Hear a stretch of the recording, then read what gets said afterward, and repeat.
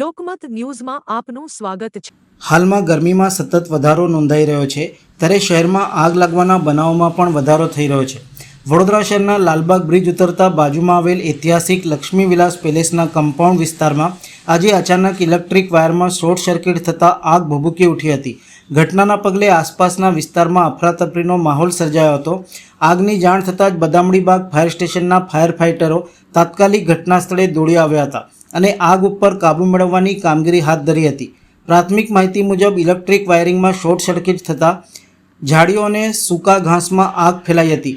બાદમાં જીઈબીની ટીમ પણ ઘટના સ્થળે આવી પહોંચી હતી અને સુરક્ષાના ભાગરૂપે ઇલેક્ટ્રિક લાઇન બંધ કરવામાં આવી હતી।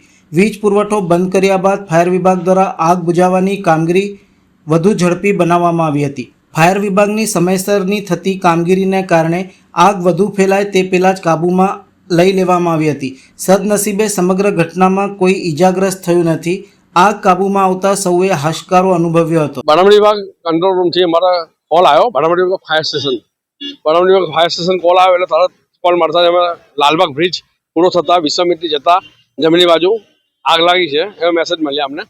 અને ઇલેક્ટ્રિક લાઇન ચાલુ હતી અને વાયર સરકતો ધડાકા થતા હતા અને જીબી વાળાને આ જોઈ અમે અને જીબી વાળા આવ્યા પછી લાઇન મેઇન સપ્લાય બંધ કરી મેઇન વાયર અને પછી અમે પાણી મારો ચાલુ કર્યો અને સતત કામગીરી ચાલુ છે હાલમાં અને આગ વધી રહેલી છે અને પાણી મારવાનું ચાલુ છે। અમે કાબુમાં લાવી દઈશું। પાણી મારવાનું ચાલુ જ છે, કામગીરી ચાલુ છે। શામાં આગ લાગી છે? એમાં ઇલેક્ટ્રિક વાયર સળગી ગયેલો આમાં અને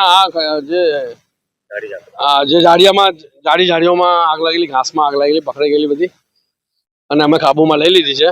હાલ પાણી મારો ચાલુ છે અમારે બાજુમાં જ પેલો સમર મેળો લાગ્યો છે, હા સમર મેળો જોખમકારક જો કે જોખમકારક તો આ નથી। આમ તો બાજુમાં છે, ગેપ છે એટલે વાંધો નહીં આવે પણ અમે કાબુમાં લઈ લીધી છે। આગળ વધવા નહીં આગ અને હાલ પાણી મારો ચાલુ છે। હાલ કાબુમાં છે। ચુનાર છે સર સૈનિક બરાબર ફાયર